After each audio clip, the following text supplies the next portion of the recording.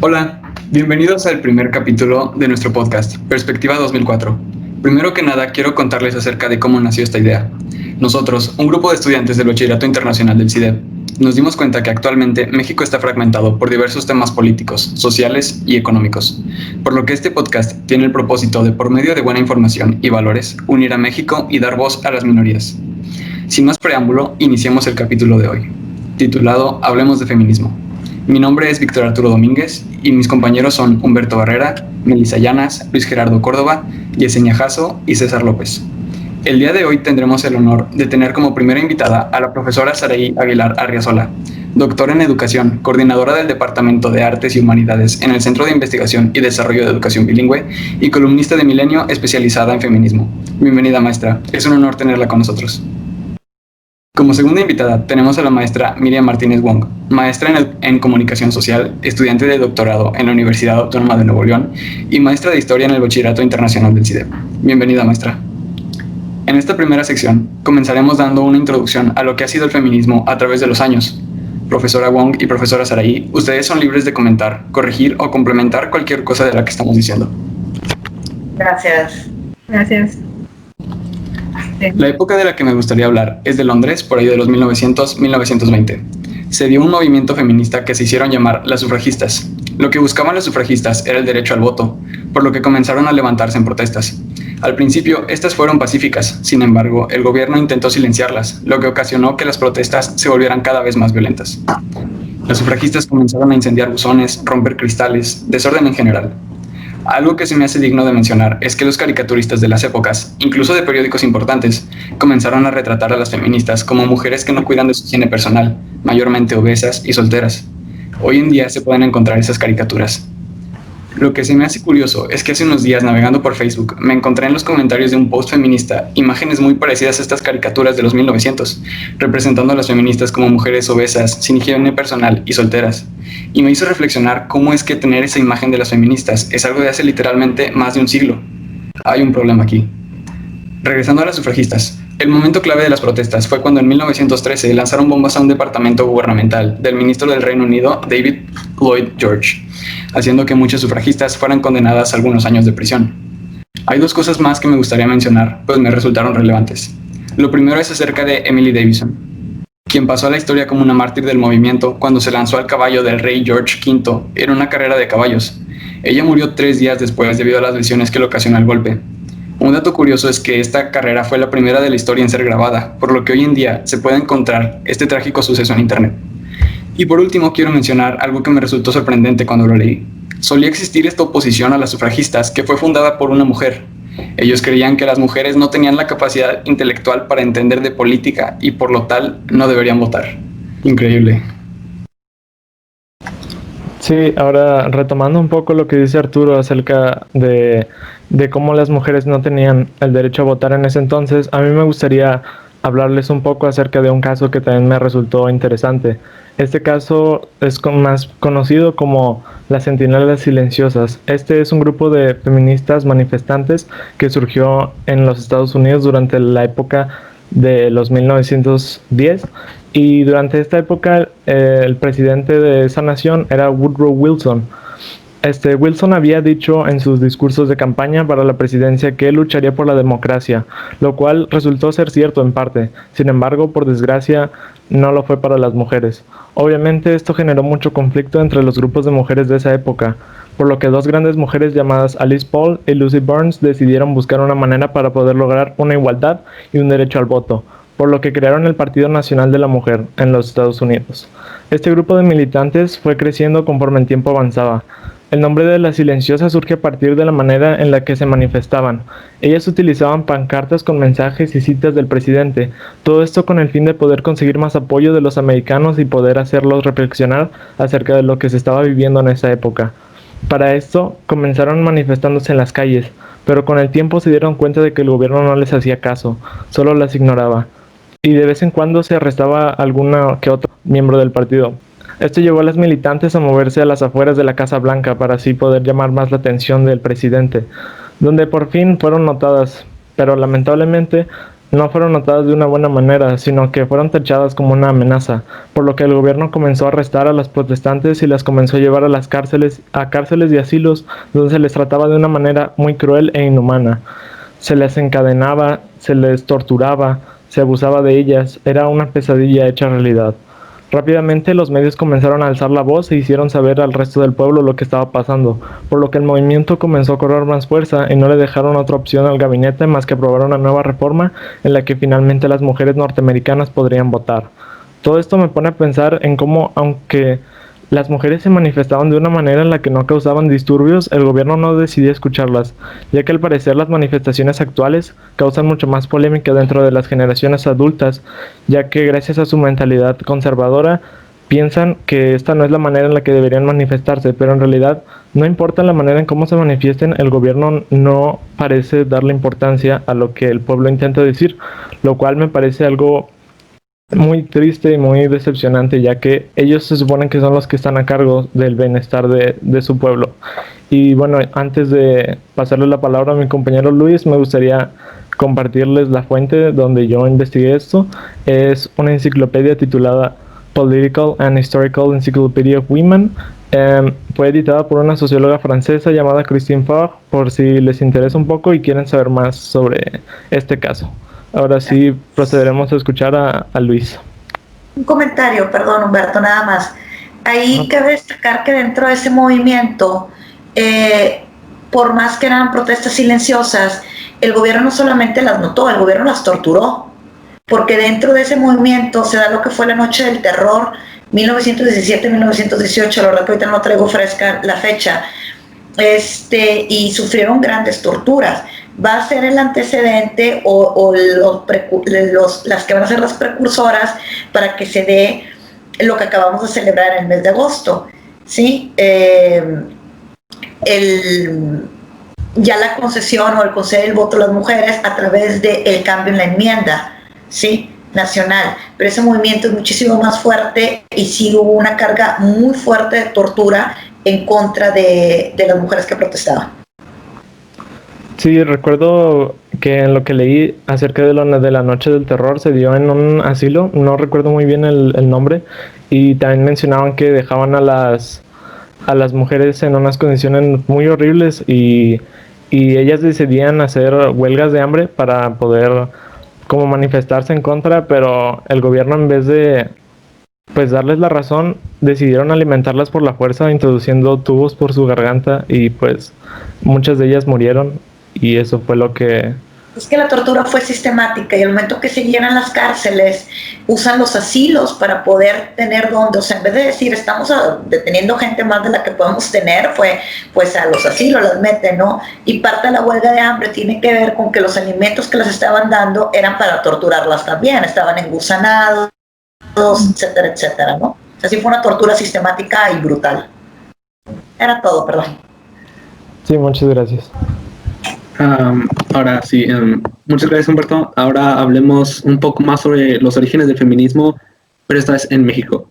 Se pueden encontrar rastros del término feminismo desde principios del siglo XX durante el primer Congreso Feminista en Yucatán, empezado por el general Salvador Alvarado.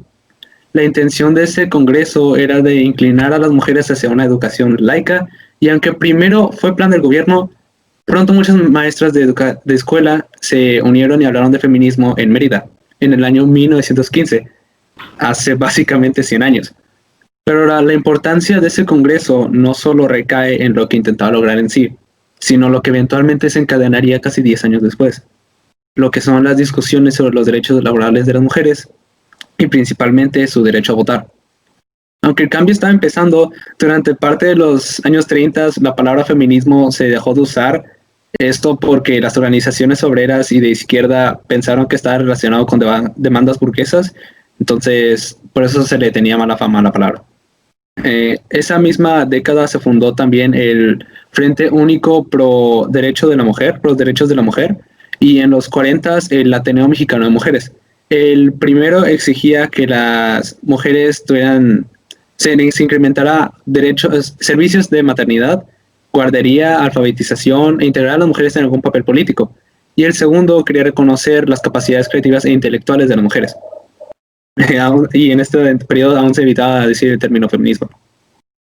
Finalmente, casi 20 años después de que se empezara a tratar a nivel político, en octubre de 1953, finalmente se aprobó en la Constitución que las mujeres tuvieran derecho a votar. Sí, es muy bueno que se haya logrado tan grande avance, pero podemos encontrar que en esto, desgraciadamente, los cambios así toman mucho tiempo, hasta décadas. Ahora, ¿por qué tan tarde? ¿Por qué México se tardó tanto en comparación de otros países latinoamericanos como Argentina, como Brasil, que ya le habían dado derecho a votar a las mujeres desde finales de la Segunda Guerra Mundial? Bueno, esto es porque en México se tenía la idea que las mujeres eran más conservadoras que los hombres. Por eso no se les daba confianza a las mujeres de tener un rol importante en la sociedad. Ya después se borrando esta idea, poco a poco, pero se alcanzaba. Eventualmente, el sentido del feminismo revivió y se intensificó aún más durante los años de los 1970 y fue protagonizada principalmente por jóvenes universitarias que exigían más libre expresión, la libertad de escoger el aborto y la penalización de la violencia masculina.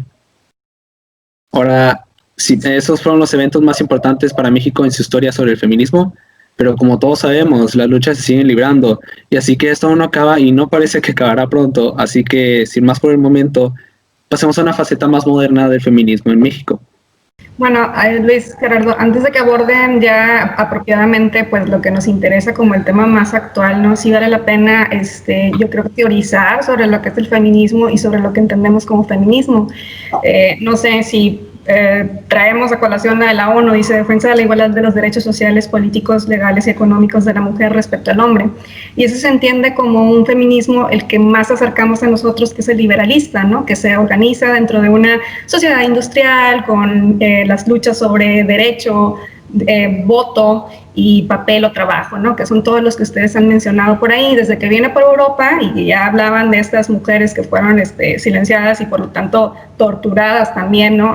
Como para señalar estas manifestaciones y estas protestas, y lo trasladan a México, ¿no? México obviamente tiene la influencia europea, pero más la de Estados Unidos, y la de Estados Unidos precisamente se enfoca en lo mismo. Por ahí yo les recomiendo desde una historiadora, ¿no? Que tiene un libro así básico que es La historia del feminismo en México, Patricia Galeana, que aunque tiene una mirada muy jurídica del papel, o sea, es lo que más trabaja, ¿no? El papel de la mujer, los derechos reproductivos, retomando hasta Patricia Galeana también habla un poco de la cuestión de orden filosófica, de cómo se piensa en la mujer. Entonces, es importante también señalar que estamos hablando de lo que nos concierne, no es lo asiático, no es Japón, no es China, que también tienen sus movimientos y están circunscritos en otro contexto. Y ya una vez discutido eso, sí vale la pena hablar, ese feminismo es muy distinto a los que estamos viendo a principios de los años 2000, ¿no? O sea, mucha gente lo ha dicho, incluso Robert Marcus, autor marxista, que decía que la gran revolución de las mujeres es la revolución más importante desde el enfoque cultural que ha habido en el siglo XX, ¿no? Y muchos lo trasladan a partir de México, se ve muy influenciado por el movimiento de los 70, por la liberación sexual, por el feminismo, pero hay, digamos, esos consensos se llevan hasta 1990, y en 1990 es donde explotan todas estas singularidades. Ya no se habla como movimientos, se habla más de movimientos colectivos. Y estos colectivos, digo, son lo que creo vamos a tratar en esta sesión. No sé qué opinas tú, Saraí. Efectivamente, ahorita que estás mencionando, o sea, hay que aclarar que el feminismo de entrada, bueno, se contextualiza. Cuando hablamos de feminismo no podemos hablar de un feminismo único, ni el movimiento feminista se ha compartido igual en Japón, en Europa, en Estados Unidos, porque el feminismo se va, el enfoque o el enfoque que va agarrando cada ola feminista tiene que ver con la problemática de cada sociedad en sí. Y si bien hay problemáticas que son muy generales, a lo mejor a ciertas épocas, no sé, 1960, el despertar sexual, la pastilla anticonceptiva, tiene que ver mucho en ese momento. Un tema en la agenda feminista muy visible y muy vigente era los derechos sexuales, la libertad sexual, los métodos anticonceptivos. Tal vez ahorita es algo que ya se da por default. Entonces, si bien los derechos sexuales y reproductivos siguen siendo parte de la agenda feminista, no son ya la cara del movimiento feminista. Estamos hablando que nos encontramos con las cuestiones de las brechas salariales y demás hacia la década de los 90, cuando la mujer empieza a tomar un rol todavía más activo en el mundo empresarial, los temas de las mujeres en el CEO, los techos de cristal, las paredes de cristal, bueno, los techos de cristal en ese momento. Ya hacia la década del 2000, 2020, hablar de un techo de cristal no se habla tanto, que es la imposibilidad de tener los mismos puestos que otro, sino que se habla de las paredes de cristal, ya cuando llegas hacia dónde te puedes desplazar, o el feminismo después de la ola del Me Too, que tiene que ver con pero esas ya son las caras que da el feminismo. Entonces es muy importante, como decía aquí Miriam, teorizar desde, o sea, cuál es, la parte del feminismo hasta llegar al feminismo como los feminismos contextualizados, y al día de hoy que simplemente ya no hablamos del papel de la mujer, sino de las mujeres, porque sabemos que al hablar de género estamos hablando de construcciones. Entonces no vemos una mujer, sino vemos diferentes mujeres, ¿sí? Diferentes construcciones de mujeres, lo que nos da al feminismo y a lo que sería la visión más, por así decirlo, no tanto en boga, sino la que se está cobrando más relevancia el día de hoy, que es el feminismo interseccional, que es cada mujer atravesada por sus propias condiciones más allá de la de ser mujer. Entonces, y a partir de esa creo que ya podríamos abordar el feminismo al día de hoy, ¿no? Donde coexistimos mujeres cisgénero, mujeres transgéneros, un decir, ¿no? Que son de los puntos más polémicos, que todavía se siguen debatiendo. Mujer, no es lo mismo ser mujer blanca cisgénero que mujer, en México no diríamos negra o afro, sino diríamos mujer indígena transgénero, y luego ya de ahí, ¿no? Se van las intersecciones, ¿no? Que eso es parte de lo que se está viviendo el feminismo hoy en día. Y es que también se dice que estamos viviendo la cuarta ola, pero como bien señala Saraí ahí, ¿no? O sea, hablamos y son como 10 clasificaciones de feminismo diferente. Y cada una de ellas, por ejemplo, yo creo que el que más, no sé ustedes qué piensen, muchachos, el que más conocemos es el feminismo liberal, y luego el que más tergiversamos es el radical. Por ejemplo, se tiene la idea, ahora sí que abordando ya la era del Me Too y la era esta de las redes que explosionó, ¿no? Se explotó totalmente a partir del 2015-2018. De hecho, se dice que hay una desvirtuación del movimiento, porque independientemente de que se señale de que está esta brecha salarial, de que siga habiendo desigualdad, sobre todo hablábamos de que estamos atravesadas por las circunstancias, por el sexo, por el género, por el mismo patriarcado, pues también implica esta necesidad de ver que muchas de esas cosas se niegan, y que las representaciones que hay en cuanto a los feminismos no está bien entendida. Quizá nunca ha sido bien entendida, pero no me cabe la menor duda que en este ámbito ahora que ustedes tienen la facilidad de revisarlo y de checarlo a través de redes, se informan muchísimo sobre respecto al tema. Y sobre este tema entonces cabe la reflexión y cabe la discusión, pero eso siempre ha estado ahí. Lo que sucede es que ahorita hay tantos ámbitos en los cuales uno tiene voz, y uno puede a través de un tweet o a través de este tipo de canales y este tipo de espacios discutir qué es lo que entendemos. Y tal pareciera que el feminismo radical, que es el que nosotros entendemos como que son estas protestas, ¿no?, pacíficas, que son marchas, pero a la vez conjuntan una serie de colectivos, y estos colectivos, pues ya lo saben, ¿no? Rayan paredes, rayan patrimonio, y entonces a veces se pierde la consigna, a veces se pierde, ni siquiera se sabe de qué están hablando, y las coberturas que hacen los medios lo señalan por la violencia a veces que ejercen, y no tanto por la causa que están buscando, ¿no? Que la causa, diría yo, es visibilizar. Sí, y aquí algo que destaca Miriam, que se me hace muy, muy importante, es el siguiente.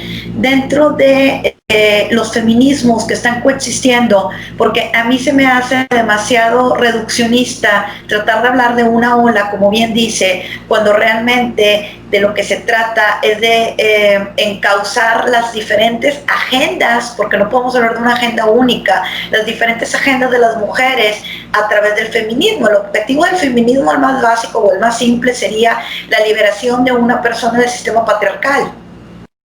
Sí, si nos vamos a su concepción más simple, es eso, es liberar de la agenda patriarcal. Pero la liberación de la agenda patriarcal no la voy a entender igual yo a como la entiende Miriam, a como la entiende una de ustedes, a como se está entendiendo en el sur del país, en Chiapas. Vaya, las diferentes agendas son las que coexisten. Aquí sí, como comentario provocador, si bien los movimientos radicales o ultras, entre los cuales todavía hay una discrepancia, si la protesta debe ser silenciosa, si no debe ser, si debe ser separatista, o sea, el hombre no debe estar presente en ninguno de los espacios, ni siquiera en el personal, o simplemente son protestas donde son los espacios no compartidos. Vaya, es que hay un sinfín de conceptualizaciones o de conceptos. Las protestas ultras están siendo la cara más visible del feminismo. Aquí mi pregunta es, o como mi lanzafuego es el siguiente: ¿realmente, o sea, el objetivo es visibilizar, y después de la visibilización, dónde estamos quedando el día de hoy? Porque a mi sentir, la gente dice, las mujeres ya conquistaron demasiados espacios. No, a lo mejor ya se conquistó la visibilización, pero las agendas no se han conquistado. Entonces, ahorita estamos en un momento de quiebre donde se pasa de la visibilización a la acción, a la consecución de éxitos, o nos vamos a quedar empantanados en la visibilización por siempre. Entonces, aquí sí hay un momento de quiebre en el feminismo, donde ¿cuánto tiempo más va a aguantar la parte de la visibilización de las protestas? ¿2, 3 años? Ya llevamos 2, fácil. ¿Cuántos años más va a aguantar la parte de la visibilización antes de que esto se empantane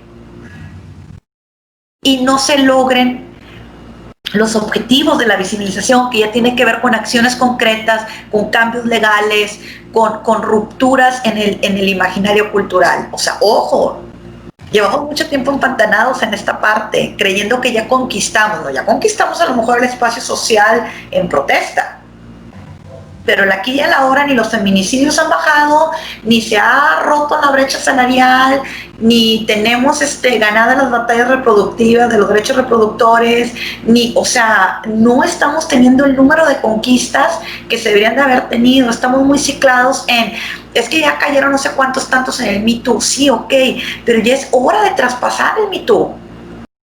Y después del Me Too, ¿qué? O sea, ¿qué hemos conquistado? Aquí ya es hora de empezarnos a forjar hacia dónde van las agendas y qué estamos conquistando.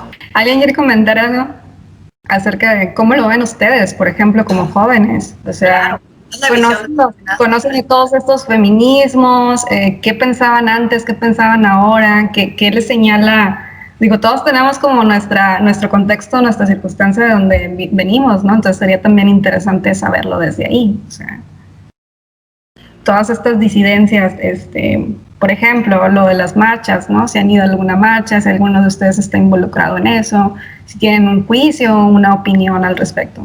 Pues sí, de hecho, en parte, de hecho estaba leyendo un artículo sobre una especialista llamada Gabriela Cano, la cual es del Centro de Estudios Sociológicos del Colegio de México, y básicamente dice que hay muchos tipos de feminismo que primero hicieron demandas educativas, luego demandas por la igualdad económica y política, y ahora en las últimas décadas están haciendo demandas relacionadas con la determinación del cuerpo y la sexualidad. Entonces siento que va muy relacionado a lo que decían, porque a medida que pasa el tiempo las necesidades cambian y también depende mucho del sector en el que se encuentren.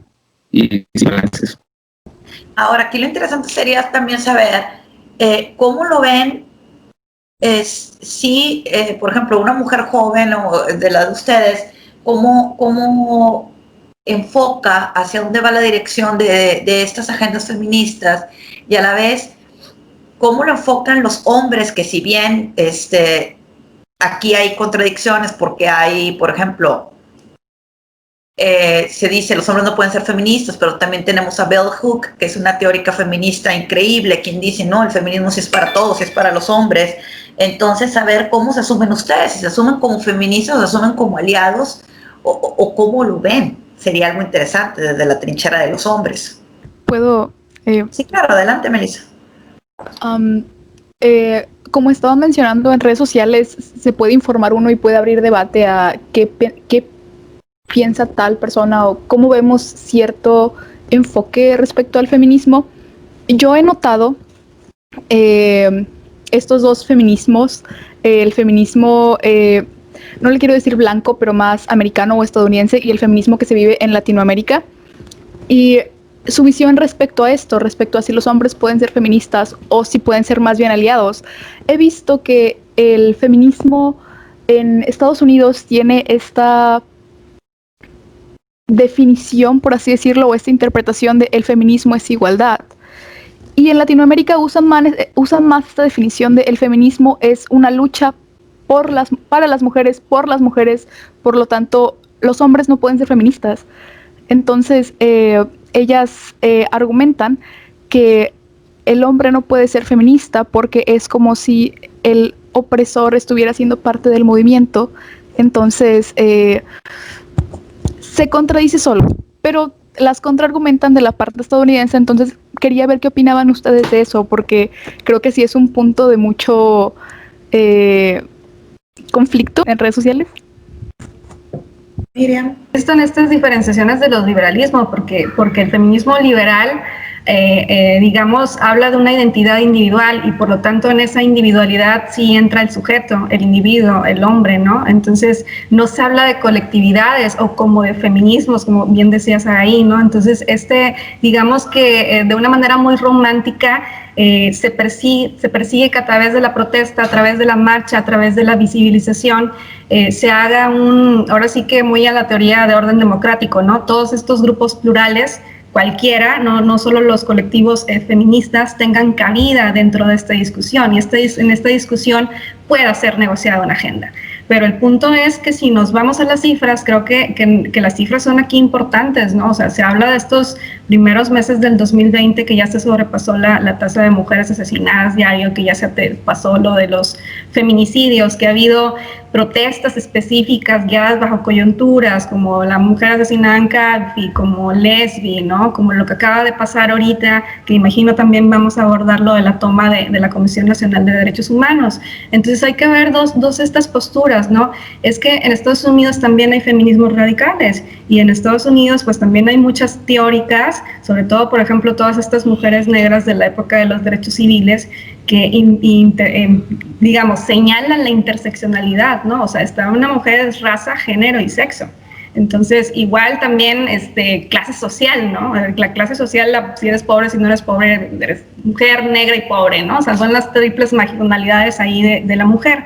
Entonces, yo creo que la tibieza de este feminismo liberal es lo que nos hace conciliar ciertas posturas en las que creemos que negociar solo permite ciertas formas, porque las formas importan, ¿no? Nos importa que sea señalado, que vayan con un pliego petitorio, que en las consignas sean marchas silenciosas, que no sean revoltosas, para que en las coberturas no se señale a estas mujeres como vándalas, como destructoras o no sé, ¿no? Entonces, ahí yo creo que a diferencia del feminismo radical, que lo oigo como que hay ahorita muchos feminismos, algunos de verdad, hasta yo me he tenido que informar de esto, pero las Red Fam sí hablan sobre la interseccionalidad, sí hablan sobre el género, sí hablan de la abolición incluso del sistema capitalista, ¿no? O sea, dices que es el sistema y no exactamente una condición específica de la democracia, ¿no? O de la teoría, o más bien del capitalismo. Entonces, esa diferenciación también hace que cuando discutamos muchísimos temas, porque la agenda es bien amplia, por ejemplo, hablamos de masculinidades y hay que hablar del papel de la mujer y del papel del hombre. Hablamos del abuso sexual y hay que hablar del acoso, pero si hablas del acoso también hay que hablar de la pornografía. Y si hablas de la pornografía, pues es que ¿cuál es tu postura? ¿Es la pornografía, es empoderamiento para quién? O sea, no, es abuso para quién. Y entonces se va haciendo todo un nivel de discusión en el que no hay, digamos, es que hablamos de visibilidades, pero las visibilidades ahí están. Pero el punto es que nadie sabe señalar como estos especificidades de tal forma que cuando nosotros asociamos uno y otro, aunque no lo queramos, nos identificamos más históricamente, pues con el que es como muy, digamos, con el que históricamente se nos ha señalado, el que luchas por los derechos en una vía democrática. No cabe la vía violenta, no consigues nada con la vía violenta. Entonces ahí habría que señalar que no solo la agenda violenta es la que consigue cosas en estos negocios o compromisos en estos colectivos. O sea, estos colectivos subsisten con ciertos intereses. Y a mí no me debiera interesar que al leer una cobertura solamente lea que tal colectivo, que imagino, o sea, podríamos hablar ahorita de los de aquí en Nuevo León o los de aquí en México, ni una menos, equidad y feminismo, no sé, todos estos sí tienen tareas específicas en las cuales colaborar, desde acompañamiento a las mujeres violentadas, desde psicólogos puestos, ¿no? Mujeres que hacen talleres educativos en la UNAM, que fueron estas las que tomaron las del CNH, ¿no? CNDH. Entonces, tal vez la imagen así, la representación, no es el fondo. Y el fondo es que tienen un trabajo colaborativo y un trabajo que eso sí no lo conocemos, o sea, no conocemos cuáles son las consignas. Si ustedes hacen una revisión y se meten a las páginas de internet de todos estos colectivos, van a ver lo que se les llama imperativos. Los imperativos son los verbos. ¿De qué hablan? De erradicar violencia, de abolir el género, las peticiones hacia las autoridades siempre hablan de responder a las demandas de estas mujeres, es decir, que se imparta justicia, que se ponga atención, ¿no? Entonces tú vas señalando cómo apoyan estos colectivos el movimiento, o sea, sí traen una ideología y sí traen una agenda, pero ¿cómo cumplen esa agenda? Y eso es, yo creo que lo que gran parte de la sociedad no alcanza a ver, ¿no? Yo por mi parte, retomando un poco lo que mencionabas ahorita, fue Melissa, ¿verdad? La que lanzó la pregunta sobre los hombres. Cuando me preguntas, bueno, es que aquí vuelve lo que mencioné, y retomando un poco lo que decía Miriam, aquí vuelve el tema que el feminismo ahora sí que toca desde la trinchera donde tú estás, ¿no? Desde lo que te ha tocado vivir, desde tu propia experiencia en la construcción de ser mujer. Si tú preguntas en una agenda latina, ¿por qué los espacios están más divididos? Si bien están las separatistas, ¿no? Que está la parte más ultra, pero llevándolo simplemente a los espacios no compartidos, pues es que en un feminismo latino, en un feminismo en un país como el nuestro, como México, ahí sí que me disculpen, los hombres no pueden ser catalogados como feministas, porque somos países donde las mujeres hemos sufrido una opresión sistemática, constante y casi brutal de parte del hombre. Entonces, parte de lo que las mujeres en su feminismo interseccional decían, de que yo no puedo marchar al lado de mi opresor, ni de aquella mujer que forma parte del sistema que me oprime. Entonces, yo no puedo compartir la bandera de la causa feminista con un hombre, porque si nos vamos a la definición más simple que mencionamos hace rato de feminismo, que es la lucha en contra de alguien que ha sido oprimido por el sistema patriarcal, un hombre no ha sufrido la opresión del sistema patriarcal. A lo mejor ha conocido bullying, mobbing o cualquier otro tipo de acoso, pero no ha sufrido lo que es el acoso por género, porque incluso si bien son dos luchas diferentes, es por eso que la comunidad, en este caso no las mujeres trans porque forman parte del feminismo, digo, para los radicales, para los rap, no, pero desde mi perspectiva sí van las mujeres trans en el feminismo. En el caso de por qué muchas veces el movimiento de la comunidad gay se ha identificado con el feminismo, y erróneamente se han mezclado. Digo erróneamente porque es otra bandera, es otra causa, sí, eso son otras luchas las que ellos tienen que llevar. ¿Por qué? Porque ellos han vivido lo que viene a ser la opresión por género, en este caso por una orientación sexual. Ese es el punto de encuentro con el feminismo. Entonces tú no puedes pedir que un hombre marche a la par de una mujer como feminista, porque un hombre heterosexual, porque a él no le ha tocado vivir esa opresión para construirse y definirse como mujer. Puede acompañar, puede ser aliado, puede acompañar la lucha y puede compartir los ideales, pero nunca va a ser ni su batalla ni su conquista, porque en el momento en que también traspasamos el banderín de que sea la conquista del hombre, entonces incluso los espacios para mujeres están siendo conquistados por el hombre. Entonces ahí sí, ¿no? Y como decía también Miriam, ya, de ahí ya nos vamos hacia la parte que por ahí que viene a ser la parte más radical de la lucha que está ahorita vigente, que sería lo de la CNDH y todos esos movimientos que están por todos lados, ¿no? Brotando como parte de ahora, de esta cuestión de, ok, somos las mujeres, pero ahora viene toda la variación o toda la diversificación que se está dando en todos los tipos de células que vemos en las calles o que vemos aquí o allá, que incluso la noticia al día de hoy es que pues el movimiento en la CNDH está fracturado. Sí. O sea, ahorita el día de hoy, lo que ustedes nos proponían, bueno, el día de hoy el movimiento está fracturado. Se quedan dentro las ocupas o el movimiento negro y salen las madres de familia, que el objetivo obvio aquí no va a ser ver quién tiene la razón, ni por lejos, pero ahí nos damos cuenta la variación que hay, que incluso dentro del movimiento que nos tiene aquí juntos, el día de hoy se fracturó. Y no sé si sobre ese tema ustedes traigan planeadas algunas series de preguntas. Respecto a lo de la CNDH, para nuestros oyentes que no estén familiarizados con la situación, la resumimos en corto. El pasado 4 de septiembre, colectivos feministas ocuparon la sede de las oficinas de la CNDH como forma de protesta ante la inefectividad e impunidad del gobierno y esta organización. Pasados 15 días, la CNDH se ha convertido en un refugio para víctimas de violencia y simpatizantes de la protesta han demostrado su apoyo llevando donativos para los manifestantes. Sin embargo, varias familias de víctimas que participan en la toma han expresado su desacuerdo con algunas de las actitudes de los colectivos feministas partícipes. Hay una imagen de un cuadro rayado de Francisco I. Madero donde se pueden apreciar sus rojos labios, cabellos púrpuras rizados y su traje decorado con florecitas. Estos dibujos fueron hechos por la hija de Erika Martínez, quien a los 7 años fue abusada sexualmente por su padrastro. 3 años han pasado y el caso sigue impune. Tras hacerse viral la fotografía de esta obra y otras pinturas que han sido rayadas, nuestro querido presidente, AMLO, ha expresado su indignación calificando el acto como vandalismo, hecho por conservadores.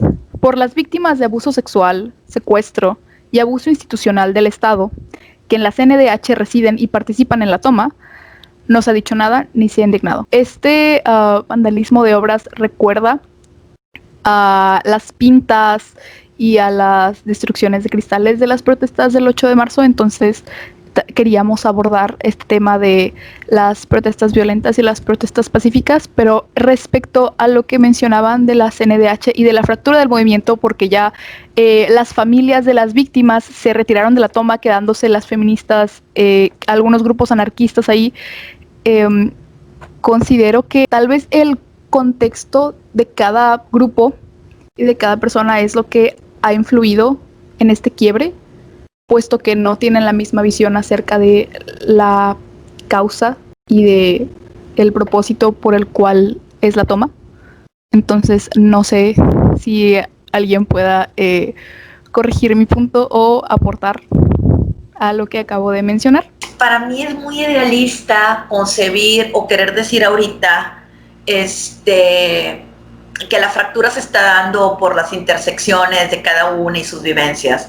O sea, realmente sí tiene que haber voces críticas hacia dentro del movimiento, porque todo movimiento tiene que tener una voz crítica y se tiene que hacer una propia introspección para ver lo que está fallando. No podemos negar que, así como hay intersecciones de tipo personal que te afectan, también aquí tiene que ver parte de las posturas políticas. O sea, que no siempre tiene que ver con la intersección de ser mujer, o sea, eso es otra cosa.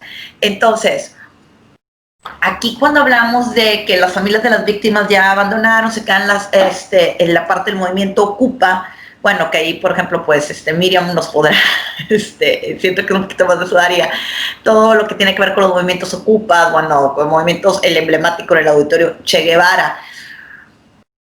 Si tú me preguntas a mí como Saraí, como persona, si yo voy de acuerdo con las protestas violentas, yo no voy de acuerdo con las protestas violentas. Ojo, no las estoy criminalizando, ¿sí? Y yo entiendo que hay protestas en las que no se puede llegar y pedir las cosas por favor. Cuando un grupo ha sido silenciado, ha sido marginado, etcétera, etcétera, ha sido violentado, no puedo llegar y decirte, por favor, no me mates. Oye, ya tienes el abuso sexual de mi hija, por favor. Y aquí vamos marchando todas silenciosas, ¿no? Y de moñitos rosas y cantando, agarradas de la mano. O sea, me queda claro que toda protesta tiene una parte inicial de quebrar el estatus prevaleciente para poder ser escuchadas. Donde yo no voy de acuerdo, que lo mencioné desde un principio, más no voy de acuerdo sería donde yo cuestiono, es que hay un momento donde ya se dio el rompimiento y se tiene que pasar al diálogo, no nos podemos quedar en la confrontación constante, que sería mi punto ahí sobre el tema de las ocupas, ¿no? Ok, adelante, o sea, se tuvo que llegar a ese punto, ¿por qué? Porque si leemos toda la historia es muchísimo más dramática. O sea, una de las madres de familia, la de San Luis Potosí, su hija fue abusada, violentada y fue ofrecida para cuestiones de trata incluso, y cuando llegas ahí, después de más de un año, te dicen, ay, regresa a San Luis porque su expediente está mal formado, ¿no? O sea, la señora se amarra a la silla, y es obvio, y se entiende desde ese punto de vista en ese momento la toma de la CNDH, y a pesar de que yo no soy partidaria de las tomas violentas, yo entiendo ahí, y no había otra manera de visibilizar, y te puedo decir que incluso lo apoyé que se tomara la CNDH, o sea, no había manera, no había por dónde irrumpir. Pero una vez que se irrumpe, el siguiente paso en toda protesta tiene que ser la mesa de diálogo, porque si no, ¿para qué llegamos hasta aquí? Ya tomamos y irrumpimos, se tiene que abrir el diálogo. Ahí es donde yo empiezo a cuestionar un poco el tema de ocupamos por ocupar los espacios públicos. Sí, ya irrumpimos, irrumpimos, fuimos disruptivas, ya ocupamos, ¿y ahora qué sigue? Ahí sería para mí donde yo ahí difiero, ¿no? Ahí ya cedo la palabra a Miriam. Sí, no, esto también trae un poco a consecuencia lo de los movimientos de los derechos civiles, ¿no? Que es lo que a veces vemos en la escuela, como estos métodos violentos y no violentos de cómo, si nos podemos visualizar, digo, desde la academia, la operacionalización de variables de qué influye, te mide hasta el tiempo de democracia, el contexto, los actores, las consignas, y es un poco difícil explicarlo. Pero Saraí lo hace muy acertadamente y muy atinadamente, es que independientemente del método, si no hay un compromiso hacia el diálogo y la negociación, a veces esas disrupciones pues no sirven para nada o no sirve visibilizarlas, y ese estancamiento es de lo que es la crítica más fuerte hacia estos feminismos, ¿no? Pues por ejemplo, estos 4, hay un montón de colectivos que se unieron a la toma de CNDH en acompañamiento de estas mujeres: Frente Nacional para la Solidaridad, Colectivo 10 de Marzo, Terremoto Feminista, ¿no? Incluso creo que fue Terremoto Feminista, el cual utiliza la palabra incidir en el espacio público, dice incidir en la reorganización de los espacios de las mujeres. O sea, ¿por qué irrumpimos aquí? ¿Por qué tomamos CNDH? Porque estamos acompañando a estas mujeres y hacemos énfasis en que la mujer tiene que incidir, tiene que tomar decisiones, y estos espacios tienen que ser reorganizados, ¿no? O sea, lo que quieren es que las oigan, y desde que las mamás se amarraron y después ellos dicen, no, es que no se trata, una de ellas, no se trata de abolir el Google, ¿no? Para hablar, por ejemplo, cuando hablan del cuerpo, de la mujer y del consumo. Se trata de ver los espacios y de abrirlos y de discutirlos para decir que la mujer no puede ser objeto de mercantilización, que no puede ser objeto de violencia, que las alertas de género no están funcionando porque los feminicidios no han bajado, entonces no hay soluciones. En un contexto en el cual estamos viviendo el COVID, pues hay que decirlo, que la violencia se está incluso viviendo más, y que lo que pasó en marzo, que fue una de las marchas más exitosas que ha habido en Latinoamérica, en el contexto, como bien señalaba, de Latinoamérica, aún así no se compara al de Europa, en el que salen 5,000, 6,000 mujeres, y aquí siguen siendo 3,000, 4,000, o sea, las cifras son menos, la simpatía hacia el movimiento es menos, y también la representación y el entendimiento que obtienen tampoco es como lo más, digamos, lo que se quisiera en cuanto a negociación. Es decir, lo que se quería era negociar con el fiscal, que es Alejandro Gertz, y en la medida en que ni siquiera hubo un acercamiento, ni siquiera se logró, los de las CNDH se volvieron, sacaron sus cosas y ya no hubo diálogo, ya ahí se empezó a romper el movimiento. Y aunque quieran replicarlo en otros, o sea, esa es la idea, replicarlo en otros estados y tomarlas, porque es algo muy radical, o sea, tomar una Comisión Nacional de Derechos Humanos, uno de los organismos que se encarga de eso, ¿no? De velar por los derechos humanos, tiene todo el simbolismo posible. Entonces aquí cabría la pregunta para todos nosotros y para ustedes, es entonces, pues, ¿con cuáles formas sí estamos de acuerdo, no? Porque muchos opinan, por ejemplo, que que más que estas protestas, el arte, como por ahí, no sé si Saraí también quiere un poco hablar de esto, del colectivo del performance, ¿no? Chileno, y que estas cuestiones más artísticas y más pacíficas y que, digamos, esta insistencia como más al pacifismo, al diálogo, pudieran lograr más cosas. Esa es como la crítica, ¿no? O sea, ¿hacia dónde va la agenda? ¿Por qué no se pacta la agenda? ¿Y por qué no se bajan esos números? Y es difícil explicarlo porque, pues, todos sabemos que la violencia es estructural, ¿no? Sí, cuando hablamos de las manifestaciones más pacíficas, si bien, los métodos, por así decirlo, violentos, disruptivos, se utilizan para llamar la atención. Ok, ya la llamamos.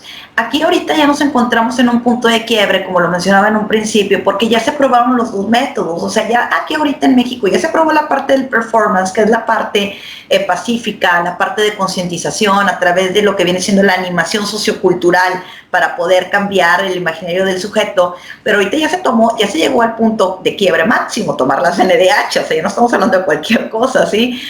Pero aquí la realidad es que ni con el pacífico ni con el violento estamos viendo que las cifras bajen. ¿Por qué? Porque estamos olvidando algo. Hemos estado centrando los ojos de la agenda feminista en los métodos y no en la consecución de objetivos o en el trazar los objetivos hacia los que se va y a los pasos a dar para conseguirlos.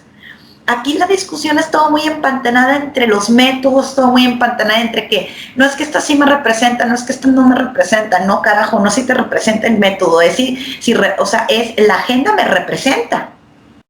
Sí, el primer punto, pero también la crítica hacia los colectivos o las colectivas sería, bueno, ¿cuáles son tus pasos después, más allá de la protesta, detrás del performance chileno, detrás de nuestra versión mexicana de Vivir sin Miedo, de Vivir Quintana, que se dio en el Zócalo, ¿sí? Donde se unieron un montón de voces.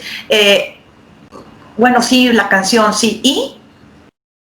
Pero esa pregunta que le hago a la protesta pacífica, también se la hago a la disruptiva o a las ocupas. Bueno, sí, ya tienes la CNDH y los tienen en jaque porque no saben si se van a salir o no se van a salir. Y ya hay antecedentes pues, el auditorio Che Guevara, ¿no? O sea, años en la Facultad de Filosofía, décadas.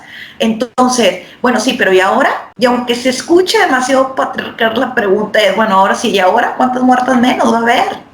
O sea, aquí es donde, aunque no nos guste, sí nos tenemos que hacer la pregunta, bueno, sí, ¿y ahora qué? Ya bailamos, bueno, sí, ¿ahora qué? Ya tomamos la CNDH, bueno, ¿y ahora? ¿Cuáles son los pasos a seguir?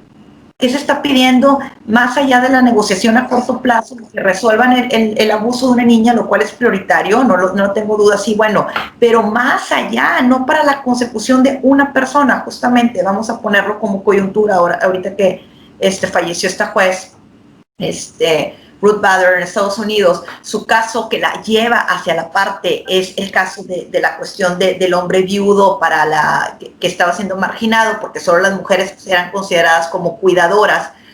Entonces, él estaba diciendo, los hombres también podemos ser cuidadores y las mujeres a lo mejor salía a trabajar y nosotros tenemos que recibir la ayuda. Es el caso con el que ella se lanza, por así decirlo, a la parte jurídica y a las enmiendas constitucionales. Hay una parte clave en la cual a él se le dio la opción, y por eso lo traigo a colación esta historia, de que el beneficio fuese personal y la negociación se daba antes de llegar a la corte. Se te va a hacer la devolución de impuestos, se te va a conceder la petición que tú haces, no llegamos a juicio, la negociación se hace entre los abogados y él decide no, porque este beneficio no puede ser para mí, hay que sentar un precedente, porque el día de hoy se cambia para mí, pero ¿qué va a pasar con las generaciones futuras? Entonces yo pienso que ahorita estamos en un momento en el que tenemos que darnos cuenta que las protestas ya no pueden ser solamente en casos aislados para conseguir, sí, causas nobles, por Lesbi, por fulanita, por por todos los nombres por Fátima, por nombres muy trágicos que duelen. Ni pensé en un feminismo que hace por mis hermanas, por si mi amiga desaparece.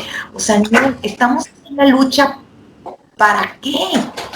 Para hacer un cambio verdadero. Porque si no, de nada va a servir que sigamos luchando por causas individuales.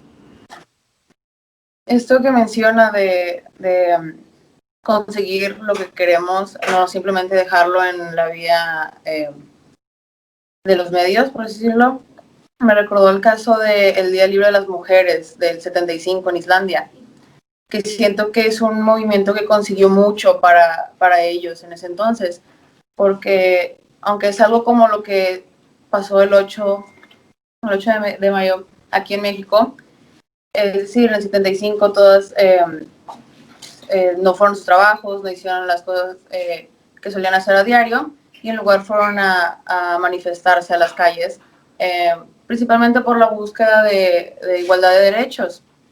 Pero ellas sí consiguieron que las escucharan, que hubiera un cambio, porque se menciona que si solamente el 5% del Parlamento eran mujeres, cuando ya tenían, se supone, que el derecho a ser un poco más iguales que los hombres. Entonces surgió esto del 75, el 24 de octubre, y en el 80 Islandia fue el primer país europeo en tener una presidenta mujer, y en el mundo una presidenta mujer escogida de manera democrática.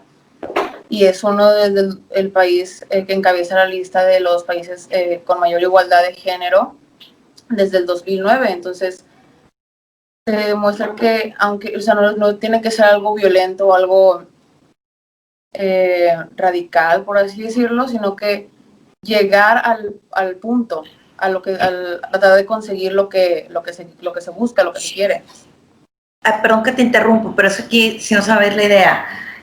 Y aquí voy a hacer una mención, a lo mejor anticlimática, pero aquí el tema fue que en México, ahorita que mencionas el tema de Islandia, que no lo trajiste, en México se cuestionó mucho y se fractura un poco el paro, porque empiezan algunos grupos a cuestionar el que ya no era un paro porque se estaba dando permiso, porque se habían unido, se habían parado clases, porque se unieron las empresas, porque concedieron facilidades, y entonces muchos colectivos y muchos dijeron, no, ya no, esto ya no así porque nos dieron permiso.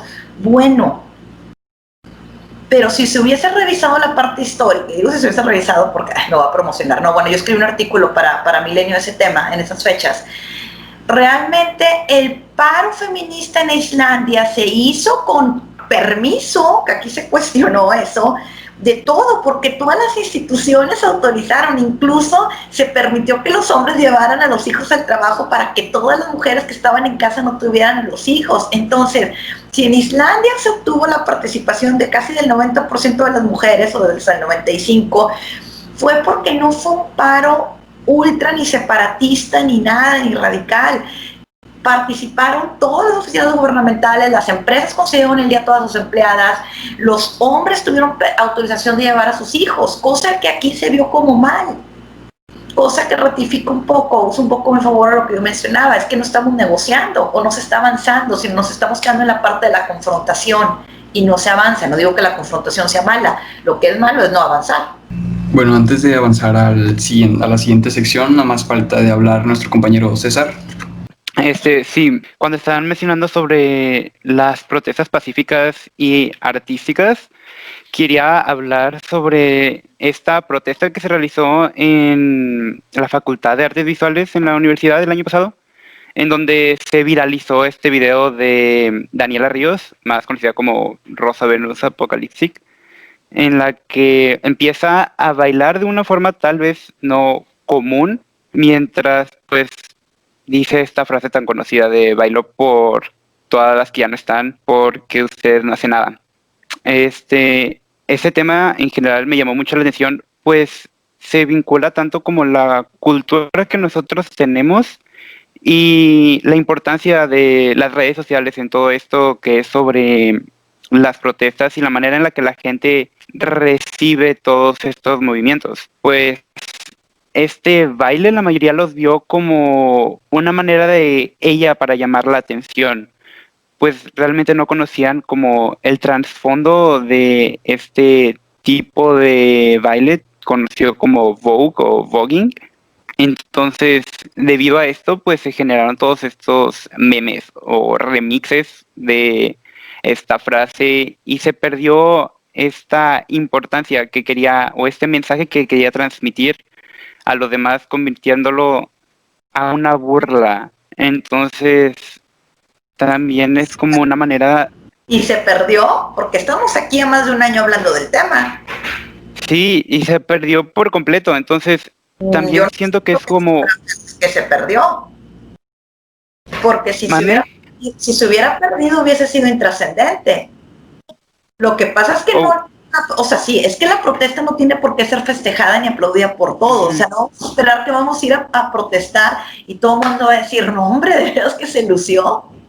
La protesta es eso, o sea, la protesta lo están viendo desde el contexto histórico, fueron locas, las violentaron, o sea, Y eso es parte de la protesta. Es que es donde estamos dirigiendo mal nuestras atenciones. O sea, la protesta no se perdió. Tan logró sus objetivos que a nivel nacional, lo que ella nunca pudo haber imaginado, pues fue trending topic. Todavía más de un año estamos hablando del tema.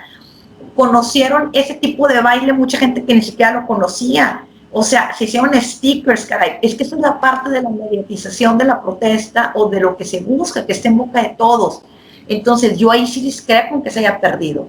Lo que pasa es que también dentro de nuestras nuevas generaciones muchas veces queremos protestar y que se nos festeje. No, la protesta es así.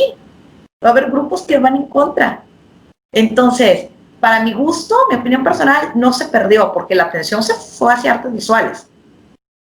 Y ya de ahí se sacaron presentadores, etcétera, etcétera. Entonces yo ahí discrepo esa posición que fue muy generalizada en el estado de, no, pues que se perdió la protesta. Ya ven, no se perdió, logró muchísimo. Es más, si yo te pregunto el nombre de alguna de las personas que a lo mejor ha rayado o que ha puesto un cartelón, ahorita no me lo vas a saber. Te lo apuesto que si te pido el nombre de alguien no lo sabes. Pero ahorita tú me dijiste hasta el nombre, el nickname de las redes, el baile que hizo.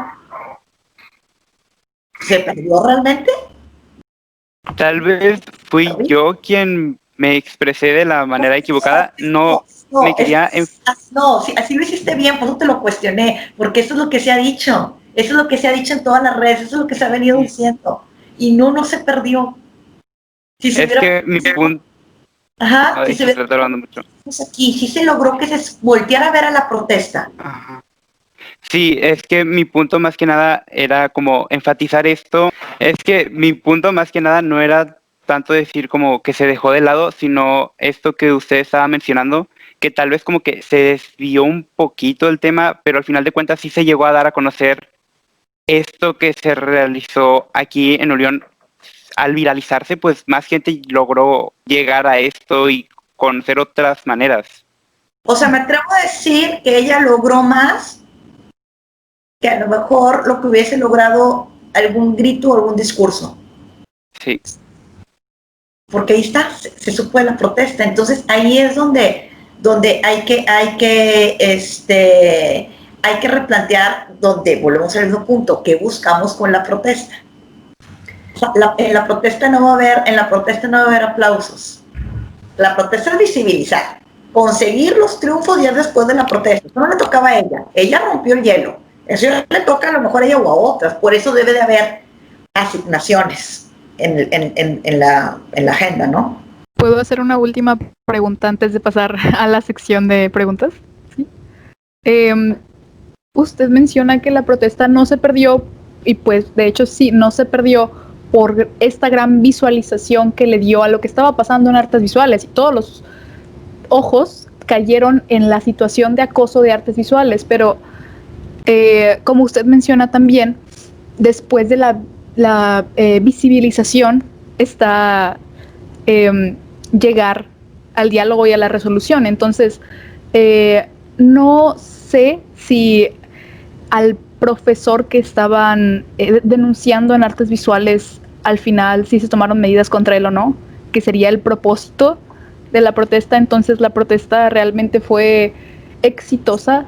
Si no se llegó a... O sea, es que yo no conozco el caso en sí de cuántos eran los a quienes se le estaba denunciando. Sé que a algunos sí se les suspendió en ese momento, pero no me atrevo a meter las manos al fuego. Lo que salió fue que sí se les suspendió, ¿sí?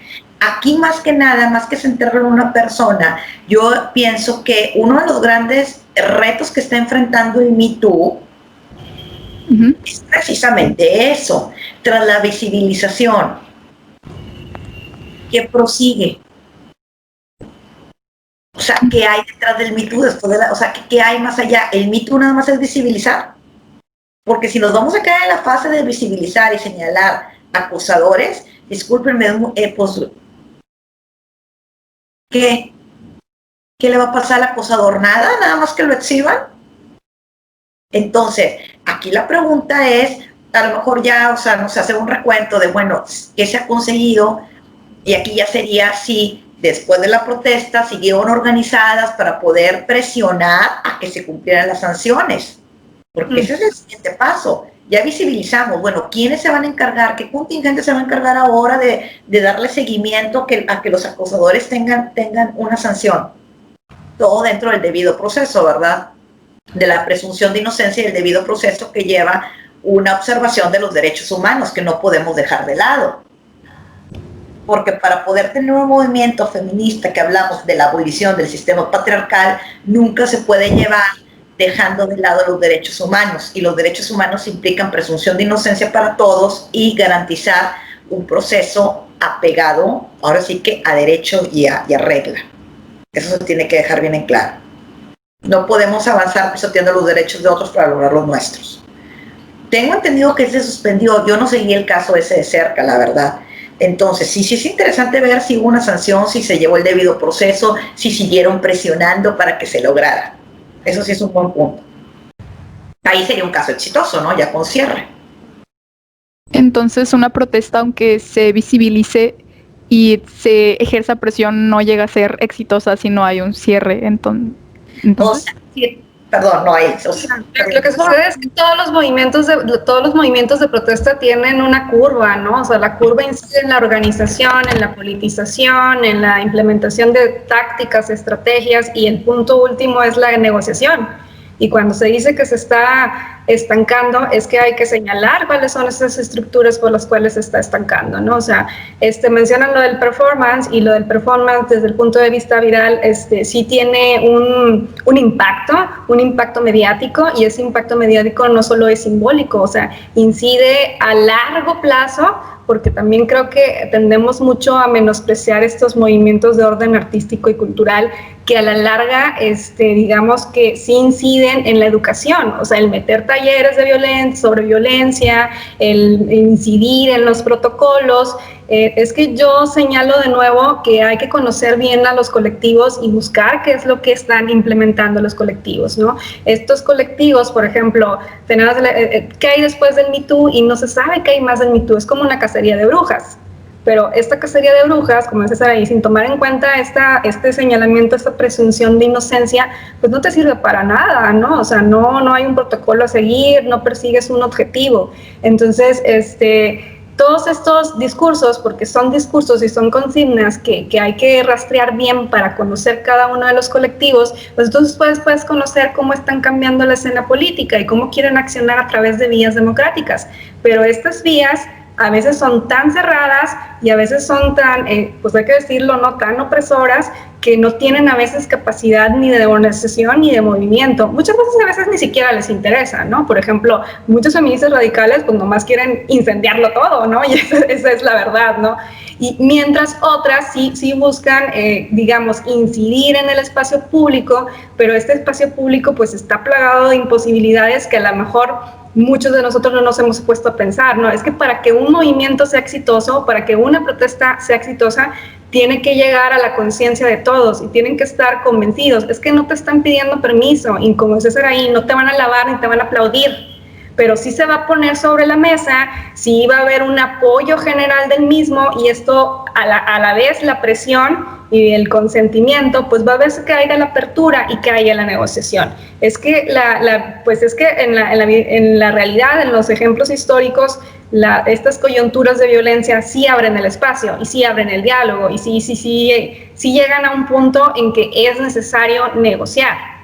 Pero cuando no se negocia, o sea, cuando no hay más allá, volvemos al punto. Entonces, ¿qué se puede hacer para salir de ese estancamiento? La parte cultural está bien padre, y la parte artística social también. O sea, no podemos desdeñar ni los trabajos de los colectivos, ni los movimientos artísticos, ni los movimientos sociales, pero en el aspecto de orden político, por ejemplo, ya hay muchos señalamientos sobre por qué no funcionan estos protocolos de violencia de género, sobre por qué no funcionan las alertas, y entonces yo creo que la discusión sí se vuelve un poco compleja porque aún no alcanzamos a entender y a comprender qué es lo que se tiene que cambiar para que funcione. O sea, si tú me preguntas ahí, más que nada, para hacerse una protesta tuvo éxito o no, bueno, habría que preguntarle a las personas, al movimiento, como se dice, al objetivo, bueno, que se buscaba con la protesta. Por ejemplo, si cuando en una entrevista con las tesis de Chile, que fueron las de Un biólogo en tu camino, ellas señalaban, ellas buscaban irrumpir en el espacio público y volver el tema del acoso algo real y cercano a la gente. No, fue exitosísimo, lo lograron de una manera tremenda, pues a nivel mundial. Si tú me preguntas con el tema del Me Too, bueno, por ejemplo, no sé, está Bombshell, la de la película esta, la del escándalo, que habla sobre el escándalo de acoso en Fox, en la televisora. No, pues, o sea, fue un Me Too, pues fue el proceso del Me Too, o sea, fue exhibir en periódicos y todo, pero si te das cuenta, después viene seguir el protocolo de denuncia, que lo siguen, y caen porque caen. No, pues ese era su objetivo, tumbar al acosador, fue un proceso exitoso. Si tú me hablas de las protestas que ha habido, por ejemplo, en la uni, por ponerle nombre, pues sí nos ha traído en jaque. Yo formo parte de la cuestión de unigénero y sí nos ha puesto en jaque contra si verdaderamente se están llevando los protocolos de manera adecuada. O sea, sí están incidiendo ahora.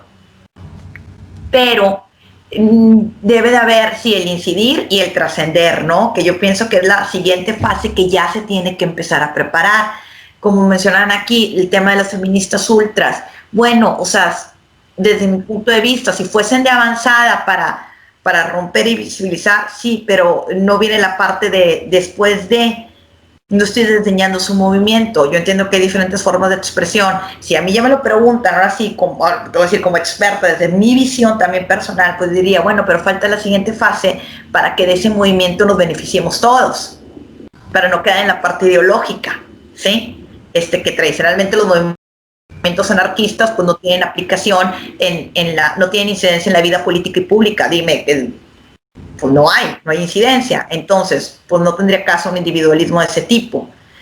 Para que una protesta sea exitosa tiene que conseguir se tiene que avanzar. Algo tiene que pasar a raíz de que protestaste, porque si no pasa nada, pues sí, definitivamente, pues no sirvió. Ahora, yo dudo que haya habido una de las protestas. Si tú me dices que se ha conseguido con las protestas, sí, con todas se ha avanzado. Ninguna se ha quedado sin avance. Algunas menor, otras mayor, pero todas han logrado un avance. Ese es mi punto de vista. Y a mí algo que me gustaría pues como saber es, o sea, por ejemplo, el gobierno, yo siento que tiene bastante que ver en este tipo de cuestiones, ya que ellos son los que muchas veces llegan incluso a darle como la vuelta a la moneda acerca de las protestas, porque las hacen ver como algo malo y mucha gente pues se cree eso cuando realmente el objetivo de estas no es nada violento ni nada por el estilo. Y pues yo siento que el gobierno no deja avanzar este tipo de marchas, ni siquiera se ve como que haya un futuro claro para lo que vaya a suceder con este movimiento y sus objetivos. Una periodista llamada Pamela Cerdeira, en el Washington Post, lo describió como una cadena de errores por parte del gobierno, lo que impulsó a la toma de la CNDH, y a mí me gustaría saber qué es lo que podría llegar a pasar, o si en algún momento se podrá llegar a un acuerdo donde finalmente se pueda erradicar este tipo de desigualdad, o se pueda lograr los objetivos que ustedes mencionan, porque mencionan que este tipo de protestas y la toma de la CNDH se hacen muchas veces no se hacen con un propósito claro, como lo era en Islandia, que fue donde sí se logró algo. Y a mí me gustaría saber esa parte, que si no se tienen apoyo del gobierno y tampoco se tienen unos objetivos claros, entonces qué es lo que podría llegar a pasar en los tiempos por venir, ¿no? Pues mira, yo ahí sí te voy a decir algo. Yo pienso que de la manera en cómo se ven las protestas, no estoy muy segura si el gobierno forma parte fundamental, porque hay mencionado varias cosas. ¿Cómo se ven las protestas? Para tratar de resumir. 2, ¿de qué manera incidió el gobierno para que se haga la toma de la CNDH? Y 3, ¿cuál es el futuro, ¿no?, de esa toma? Entonces, yéndome así bajo ese esquema, si bien es cierto que este sexenio ha sido de los más duros en cuanto para el tema de género, sí, porque se canceló el apoyo a las guarderías, los refugios para mujeres han luchado porque se les dé presupuesto, los centros de cáncer de mama para la mujer han estado sufriendo por conseguir recursos. Sí ha sido un sexenio en el cual las mujeres nos hemos visto desplazadas y nos hemos visto aún mayor marginadas. El enfoque de cómo se ve la protesta, ahí sí yo diferiría de pensar que es el gobierno, sino que ahí sí es nuestra propia tradición machista, la cual hace que incluso las mujeres desacrediten la protesta, ¿sí? Ahí sí somos enteramente nosotros los responsables de darle ese descrédito a la protesta. Por otra parte, sobre la cadena de errores, bueno, sí hubo una cadena de errores, definitivamente, la toma de la CNDH, eso es innegable. O sea, hubo una omisión, hubo poca atención hacia las víctimas, se prometieron también cosas que no se podían cumplir, porque también ese es otro tema. O sea, prometer yo te voy a encontrar a tu hijo, sí, cuando pues el hijo ya llevaba más de 3 años desaparecido y muy probablemente muerto, pues ahora sí que es prometer cosas imposibles. Entonces, hubo promesas no alcanzables, hubo desatención hacia las víctimas, hubo negligencia hacia ellas, indiferencia. Bueno, terminó como tenía que terminar, pues re mal, no se podía terminar mejor si se dan todos los pasos mal. ¿Cuál es el futuro que yo veo hacia el tema de lo de la CNDH específicamente? Que no sé si por ahí iba la pregunta. O sea, como yo lo veo, no quiero ser pesimista, pero va para pésimo. Espero que puedan recuperar el inmueble, porque de entrada ya se perdió lo más valioso, se quemaron los expedientes. No hubo ni una buena mesa de negociación para poder recuperar los expedientes. Porque ahí sí, pues el presidente en el discurso de la mañana, cuando se queja de los cuadros, pues la reacción inmediata fue la quema de expedientes, lo cual ahí es muy lastimoso que se hayan quemado porque se perdieron historias de vida que se habían ido trabajando de otras víctimas. Yo ahí sí difiero porque ya se transgredió a otras víctimas.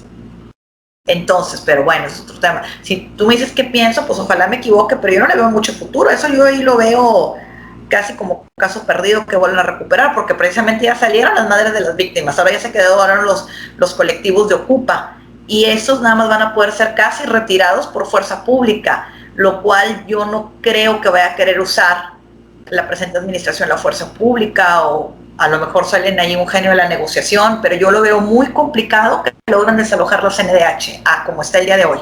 Esperemos que me esté equivocando garrafalmente, porque como lo veo, no. Sí, coincido. El costo político yo creo que es menor si los dejan estar ahí. Digo, no es gratuito que la UNAM lleve tomada añísimos y nadie dice nada, ¿no? Es increíble. Pues llevan 15 años o más. Digo, yo fui estudiante y lo vi tomada y sigue tomada, ¿no? Entonces es algo increíble.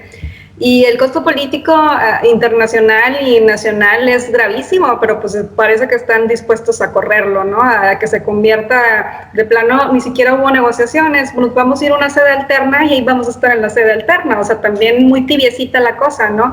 Entonces, pues sí, nada más o se negocia o las desalojan por la fuerza, y quién sabe si se quiera desalojar por la fuerza, pero ya desde el punto de vista que esto se fragmentó, o sea, pudieron haber tenido mayor alcance y mayor poder político, no sé cómo lo desperdiciaron, ¿no?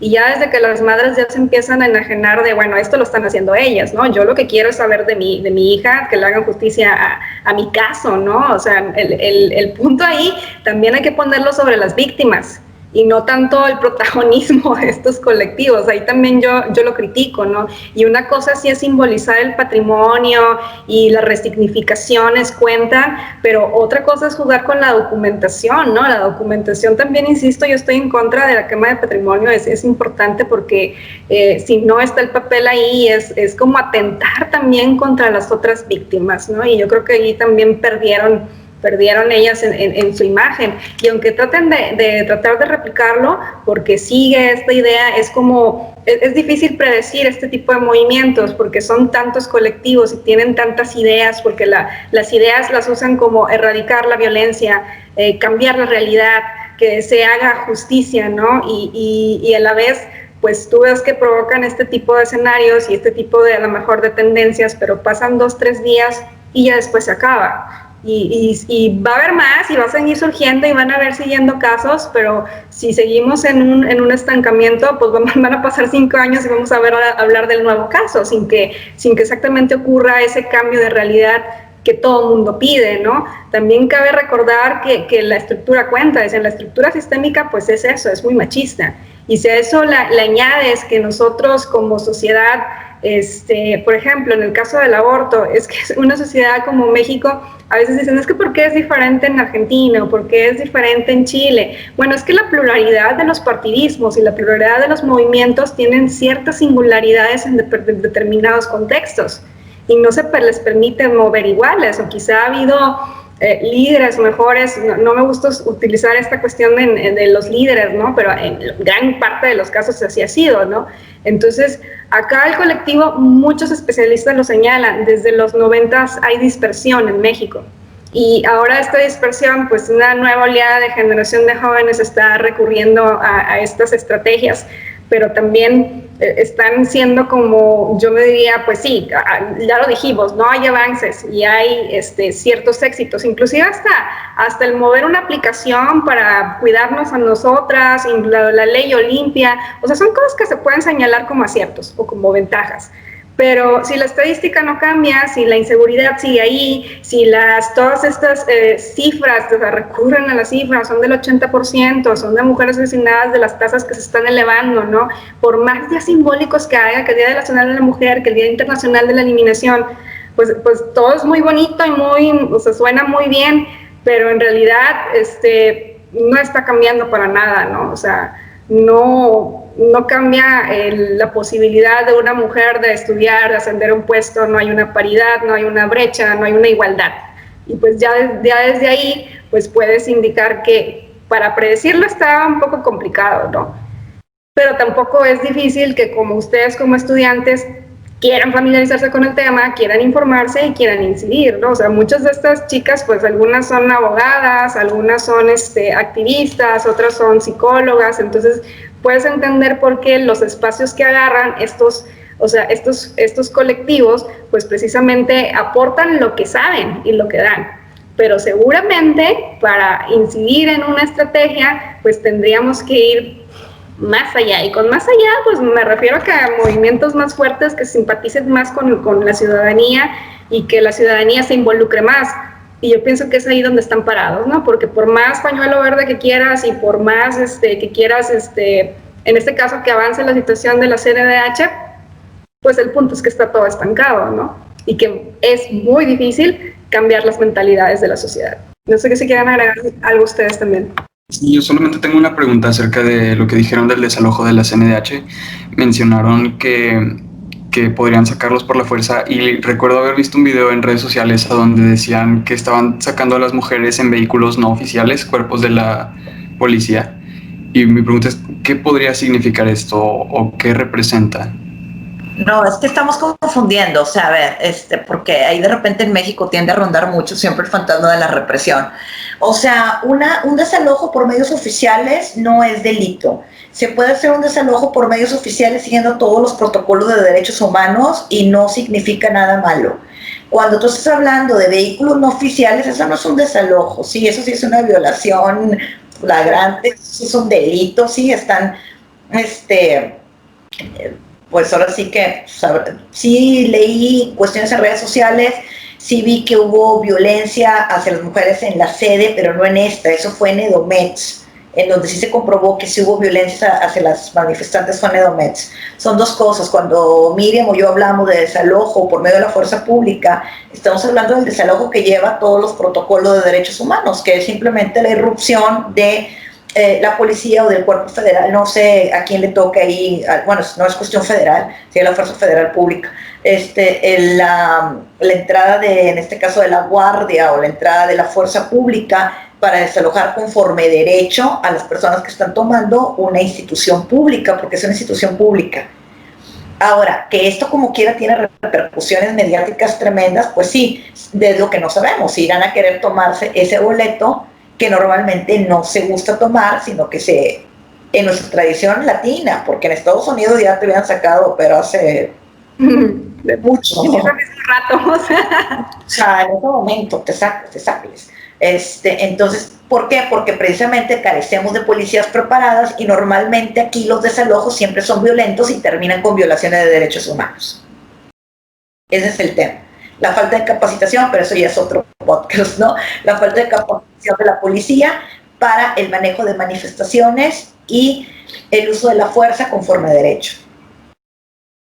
En el caso de Guanajuato habían señalado también que las que protestaron en León sí habían sido también, habían quebrado, digamos, la protesta que estaban haciendo con otro caso allá, y ahí sí, o sea, aunque es bajo derecho, pues bueno, las manosearon. Está documentado, se pasó en los noticieros, está en internet también, entonces pues bueno, ahí sí hay una violación, ¿no? Sí fue tremendo como se hace. Sí, ahí sí hay una violación de los derechos humanos, entonces pues bueno, sí hay casos, ambos, ¿no? Los que están dentro de la legalidad y que se deben de hacer bajo protocolo y bajo una visión y un enfoque, y los que pues rompen completamente y lo hacen con violencia y generan, bueno, están los testimonios de esta chica, ¿no? Entonces ahí hay que prestar atención. De hecho, hay un acierto también de estos colectivos, es poner un observatorio sobre los feminicidios, y a la par de estos observatorios también están pues precisamente hay una asamblea, o no sé cómo le llamen, que documenta cómo se hacen las protestas, es decir, se cuidan, ¿no? Que los medios vayan documentando. Si un medio tradicional, me refiero a la televisión, tiene una versión, pues ellos dan con dato, fecha y testimonio la otra, ¿no? Y bajo derecho internacional y bajo el derecho de las leyes mexicanas, entonces se trata de que lo cumplan para tratar de evitar, pues, estos digamos, estos delitos y estas agresiones hacia las mujeres, ¿no? O los colectivos como Marabunta, que son colectivos capacitados con estándares internacionales para proteger a los manifestantes en caso de ser heridos o demás. Ellos pueden atender a la protesta, y ellos sirven como observadores también en el caso de agresiones físicas. O sea, es que hay protocolos internacionales para todo eso. Sí. Pero ojo, ¿no? Si se llegan a cometer y hagan, pues ahí sí uno hay que involucrarse, que reclamar, que ir, ¿no? Ah, claro, sí, o sea, no, todo tiene que ser. Por ejemplo, mandan a hacerlo mujeres policías, entonces también, o sea, ahí está el punto, ¿no? de discusión. Y bueno, como lo mencionaba ahorita la profesora Saraí acerca de lo que, pues la fuente principal, ¿no? de todo este problema es nuestra mentalidad machista de todos como una sociedad. Hay otras personas que consideran que uno de los factores que influyen dentro de esta mentalidad machista es la educación que se da aquí en México, y ese es el caso de algunos de nuestros seguidores. Por lo tanto, me gustaría introducir la sección de preguntas, porque hay muchos seguidores que tienen esta inquietud acerca de cuáles son los factores que afectan la mentalidad machista dentro del gobierno y de la sociedad en la que nos encontramos. Y pues me gustaría empezar con esta pregunta. La pregunta por Sofía Rodríguez es: ¿existe una relación entre la educación y los feminicidios? Pues sí, o sea, cuando hablamos de la educación, nada más va a haber que definir si hablamos de la educación formal o de la educación no formal. O sea, si tú me hablas de la educación en la escuela, pues a lo mejor yo te diría que no, sí, porque por mera corrección política, pues en la escuela no te van a enseñar a matar. Pero si tú me hablas de la educación no formal, y la educación informal, perdón, que es la que se permea en el currículum, que es la que, porque en todo momento estamos aprendiendo, pues sí influye. Porque el momento en el que tú no es sancionado tan fuerte que un hombre violente a una mujer, en el que a la mujer es a la que se le pide que no lleve el uniforme corto para que no provoque a los hombres, en el momento en el que la casa, la figura del hombre se representa como el del macho alfa, pues tú estás posicionando al hombre como el poseedor, como el que posee, como el que ejerce la fuerza. Entonces sí influye la educación informal. Bueno, entonces la siguiente pregunta la hace Paola Tomasici y pregunta: ¿cuáles son algunas acciones machistas que debemos dejar de normalizar? Híjole, es que acuérdense que vivimos en una sociedad patriarcal, ¿no? Entonces todo está permeado por el patriarcado. Entonces, desde la educación que llevamos en casa, desde las masculinidades, desde la cuestión de orden laboral, no sé, es que son tan plurales y tantas que no me atrevería a señalar una, dos, tres o cuatro. Serían todas las violencias cotidianas. De entrada, dejar de llamar micromachismos a las violencias cotidianas, porque no hay violencia pequeña, sino toda aquella acción, se deben dejar de normalizar toda aquella acción que merme o que vaya en contra de la dignidad de la mujer. Ok, entonces vamos con la siguiente. ¿El término TERF es realmente misógino? Las TERFEM. Es bastante complejo. Pero No es, o sea, misógino entendido como, o sea, para mí de entrada es un término erróneo, o sea, no el término, más bien la visibilización la conceptualización. Lo que ellas creen, para mí es erróneo, violenta, ¿sí? Un movimiento como el feminismo. El término, pues es como decir, no sé, la palabra. Más que nada, en lo que creen, yo no voy de acuerdo. Yo creo que el feminismo, dentro de la construcción de las mujeres, porque la construcción de mujeres es social, las mujeres trans van. Entonces, desde ahí es erróneo la concepción que ellas están defendiendo. Y si traen un trasfondo violento, sí hay una cuestión violenta. Entonces, no sé si esa era la pregunta, más que nada. O sea, yo no me siento identificada, pues yo no lo apoyo. No, yo tampoco. Sí, su posición, su postura son violentas, sus discursos son violentos y los mecanismos que utilizan para llevar esos discursos también, ¿no? Entonces, bueno, a ellas, para que veas, sí se me hacen bien radicales, ¿no? Y teóricamente, conceptualmente, recurren como, desde mi punto de vista, a tergiversaciones bien extrañas, ¿no? Entonces, pues bueno, está la carta a discutir ahí sobre muchísimos conceptos, patriarcado, género, sistema de opresión, y sobre lo que piensan de los trans, y sobre la posición de que a final de cuentas, pues las trans son hombres y los hombres son, constituyen este elemento de opresión. Pues bueno, a lo mejor eso se puede discutir, pero yo la verdad no concilio con sus ideas, ¿no? Tienen un punto de discutir muy interesante, que es el de cómo manejan los roles. Estoy diciendo interesante, no estoy diciendo que sea correcto. O sea, tienen un tema interesante de discusión, pero fuera de eso es una tergiversan casi todos los conceptos. Bueno, la siguiente pregunta es de Daniela Gutiérrez. Pregunta, ¿el sexo servicio es cosa del patriarcado para consumirnos éticamente o algo empoderante?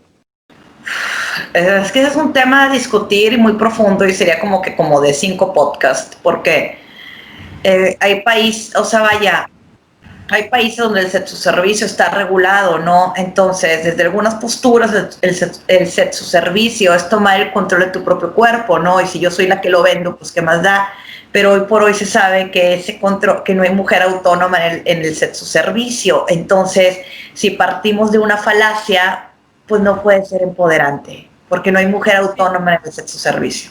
Sí, ahí también va la discusión sobre legislar la forma de trabajo, ¿no? Pero, de hecho, las RATFEM sí están en contra de, ¿no? El cuerpo es el que es mercancía, y la mercancía en el capitalismo se vende, y nunca vas a tener libertad sobre tu cuerpo, ¿no? Y ya con eso cierras el punto, pero entre los colectivos es todo un tema a discutir, ¿no? Está por ahí el tema del porno en Estados Unidos, desde las sexoservidoras aquí en México, el tema de la trata. Entonces, como dices, ahí se vuelve muy complejo, y eso es como para 3 podcasts. Sí, eso depende. Las feministas de los 70s, 80s sí iban por la regulación, actualmente no. Entonces es un tema muy complejo. Ok, bueno, la siguiente pregunta es, en su opinión experta, ¿cuál es el siguiente paso del feminismo en México? No, pues esa es mi duda, ¿cuál es? O sea, debería de ser la negociación para conseguir agendas. Pero no sé, apenas sí hay colectivos y demás, pero el siguiente paso sería buscar no convertirlos en la repetición del modelo patriarcal hacia adentro de los colectivos feministas. También yo pienso que una idea sería también la unidad, ¿no? Porque sí hay mucha dispersión de ideas, y hay muchas banderas, y claro que esto dificulta la negociación de las agendas. Cuando hablamos de agendas, pues es que también estamos a favor de un sistema de orden democrático en la que tengan aplicación de estas leyes, ¿no? Pero obviamente que la idea es, pues, cambiar esas cifras, cambiar esas realidades, ¿no? Ya lo habíamos dicho. La siguiente pregunta es de Daniela Gutiérrez y pregunta, ¿qué onda con que el interseccionalismo es una herramienta? El interseccionalismo no es una herramienta, es una postura, ¿sí? Es una posición dentro del feminismo. La interseccionalidad es entender que cada mujer no solamente es atravesada por la condición de ser mujer como determinante de su vida, sino que atraviesa diferentes condiciones que la pueden hacer más o menos vulnerable. Las primeras 3 causas de interseccionalidad son, género, raza, y se me fue la tercera. Raza, género, sexo. Género, raza, sexo, sí. Entonces, aquí la cuestión sería que, por ejemplo, no es lo mismo ser mujer, cisgénero. Por ejemplo, en este caso, yo te podría hablar desde mi privilegio, ¿no? Que son ventajas que tengo por sobre otras mujeres que a lo mejor no las tienen. Eso tendría que ver con la interseccionalidad. Sobre los privilegios que algunas tienen y otras no. Que cada quien tiene su propia caja de privilegios, que es más o menos grande, y eso me hace más o menos vulnerable. Por eso, como se dice, es que todas las mujeres ya consiguieron el triunfo, ¿no? A lo mejor yo soy una mujer empoderada, sola y demás, pero el que yo lo sea no implica que las mujeres lo sean. Karen Mar pregunta si la igualdad es posible y por qué. Esto también es otra postura interesante, ¿no? Desde el feminismo liberal, porque aparentemente sí a favor de la igualdad ya la marcan los derechos humanos, pero ¿dónde está la equidad? Y pues la equidad, ya dijimos, está atravesada por estas condiciones que precisamente hacen complicado esta supuesta igualdad. Pues es que en la realidad no hay esa igualdad, no hay una paridad, por ejemplo, entre abogados y abogadas, no están los mismos salarios. A lo mejor nosotros desde nuestro privilegio de estudiados, que a veces también hay que decirlo, no muchas veces son privilegios, también son derechos, ¿no? Entonces, porque a veces también me toca de que, ay, es que me siento mal porque esto, no, es que son derechos, tienes derecho a estudiar, tienes derecho a tener esto, etcétera, ¿no? Entonces, por ejemplo, en el caso, decían, del interseccionalismo, pues una beta de estudio, ¿no? Es el de colonialismo y las mujeres indígenas y sus modos de trabajo en un contexto global.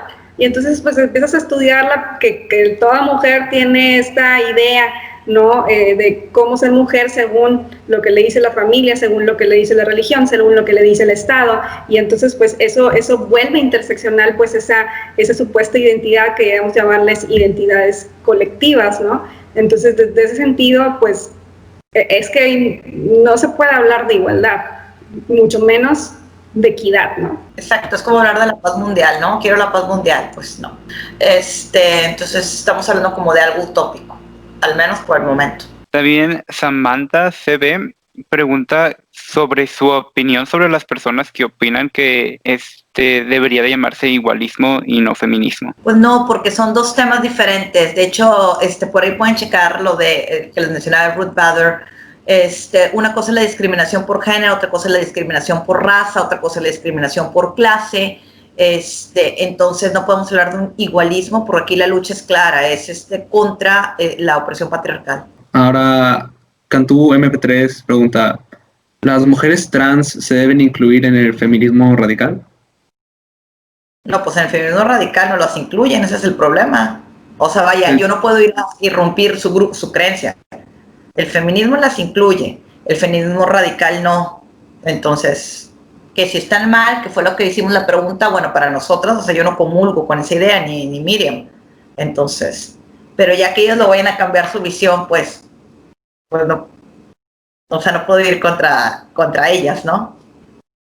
O sea, más que deban, es más cuestión de que diferente de opinión y bueno, que chocan. O sea, ¿no? De que si pensábamos que estaban bien o mal, pues para nosotras no es incorrecta esa posición. Okay. Ahí creo que Miriam iba a decir algo, pero estaba muteado. No, estoy de acuerdo con Sarain. O sea, la postura de nosotras es esa, ¿no? Pero sí, o sea, las RADFEM y otros grupos están en desacuerdo, ¿no? O sea, no van, no tienen voz, no marchan, de hecho no son mujeres, ¿no? Ok, y la otra pregunta está hecha por Rosana DLR. ¿Conocen algún libro acerca del feminismo para conocer más sobre el tema? Es decir, para expandir las ideas que tenemos y a lo mejor ayudar a la falta de información que hay. Pues ahorita mencionaba unos, Miriam, al empezar, porque hay muchos libros muy buenos, pero muy académicos, hay otros más accesibles. Hay una lista muy buena, es que la estaba buscando, por eso. Hay una lista muy buena de libros para empezar a conocer el feminismo, que sería el de Feminismo para Torpes, de Nerea Pérez de las Heras, bueno. El color púrpura de Alice Walker también es bueno. Pues que depende que se busque, ¿no? Sí. Ajá, The Complete Persepolis de Marjane Satrapi también es bueno, me imagino, para introducirse, porque está en los clásicos el segundo sexo de Simone de Beauvoir, pero ya son más sobre los feminismos, o Virginia Woolf, pero ya son más conceptuales y así, ¿no? Aunque también sí depende mucho de lo que buscamos Sí, conocer. exacto. Ajá. También me encontré con uno que decía, creo que ya lo mencionó antes, el de la cuarta ola, y una de la mujer completa, pero siento que ese está un poquito, o sea, que ya lleva tiempo, entonces no sé si también podría servir. Claro, sí. Ok. Yes. Bueno, la siguiente pregunta creo que también en algún momento ya se mencionó, pero para poner las ideas más concisas, Salvador Vera pregunta, ¿cómo un hombre puede mostrar su apoyo al movimiento? Así ya se mencionó toda. Como aliados, dijimos, como aliados. Y en sí, ¿qué es lo que un aliado haría? Acompañar las peticiones de las compañeras, concientizar a lo mejor otros hombres, porque un hombre machista nunca va a escuchar a una mujer, tiene que escuchar a un par. A lo mejor hacer, por así decirlo, proselitismo de la causa entre sus pares, y apoyar las causas que sus compañeras tengan. O sea, como dijo, es más de actuar como aliado, no, o sea, de manera de apoyarla involucra lo de no caminar como igual, o sea, porque no son iguales.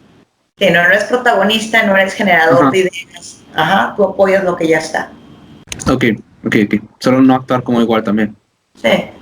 Sofía Rodríguez pregunta, ¿se puede considerar como un acontecimiento histórico la lucha por la equidad que se está llevando a cabo por parte de las mujeres actualmente en México y el mundo? Sí, ya lo habíamos mencionado también, ¿no? O sea, que es una época especial marcada por la globalización, por los nuevos medios, por estas tendencias. Entonces, sí, claro, están haciendo historia.